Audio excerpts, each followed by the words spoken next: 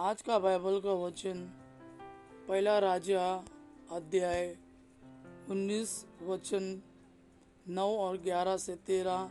दूसरा वचन संत पौलुस का रोमियो के नाम पत्र अध्याय 9 वचन 1 से 5। और आज का सुसमाचार सन मत्ती के अनुसार अध्याय 14 वचन 22 से 33। पहला राजा 19 वचन 9 और 11 से 13। एलिया होरेब पर्वत के पास पहुंचा और एक गुफा के अंदर चलकर उसने वहां रात बिताई। उसे प्रभु की वाणी यह कहते हुए सुनाई पड़ी, एलिया तुम यहाँ क्या कर रहे हो? प्रभु ने उससे कहा, निकल आओ और पर्वत पर प्रभु के सामने उपस्थित हो जाओ। तब प्रभु उसके सामने से होकर आगे बढ़े। प्रभु के आगे आगे एक प्रचंड आंधी चली, पहाड़ फट गए और चट्टानें टूट गई, किंतु प्रभु आंधी में नहीं था। आंधी के बाद भूकंप हुआ, किंतु प्रभु भूकंप में नहीं था। भूकंप के बाद अग्नि दिखाई पड़ी, किंतु प्रभु अग्नि में नहीं था। अग्नि के बाद मंद समीर की सरसराहट सुनाई पड़ी। एलिया ने यह सुनकर अपना मुंह चादर से ढक लिया और वो बाहर निकलकर गुफा के द्वार पर खड़ा हो गया। तब उसे एक वाणी यह कहते हुए सुनाई पड़ी, एलिया तुम यहाँ क्या कर रहे हो? दूसरा वचन संत पौलुस का रोमियो के नाम पत्र अध्याय 9 वचन 1 से 5।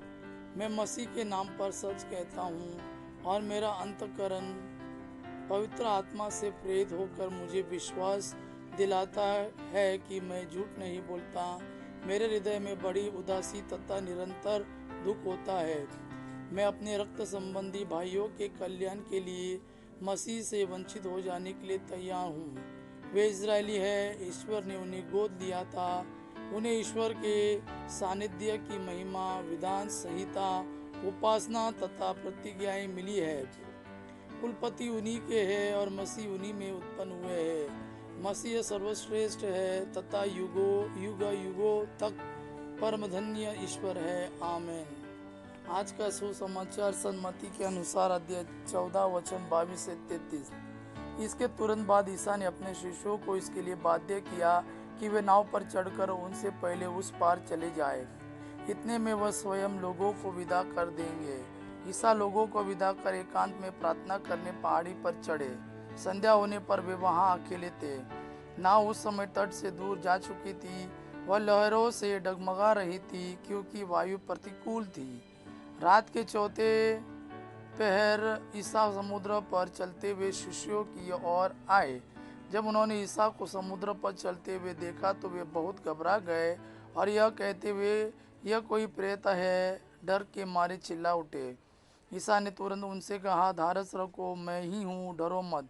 पेतरुस ने उत्तर दिया, प्रभु यदि आप ही है तो मुझे पानी पर अपने पास आने की आज्ञा दीजिए। ईसा ने कहा, आ जाओ। पेतरुस नाव से उतरा और पानी पर चलते हुए ईसा की ओर बढ़ा, किंतु वह प्रचंड वायु देखकर डर गया और जब डूबने लगा तो चिल्ला उठा, प्रभु मुझे बचाइए।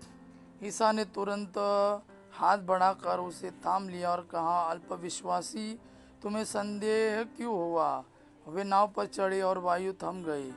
जो नाव में थे उन्होंने यह कहते हुए ईसा को दंडवत किया, आप सचमुच ईश्वर के पुत्र हैं। यह प्रभु का वाणी है। प्रभु को धन्यवाद। आबा पिता की महिमा और पुत्र यीशु का प्रेम आप पर सदा सर्वदा बना रहे। आमीन।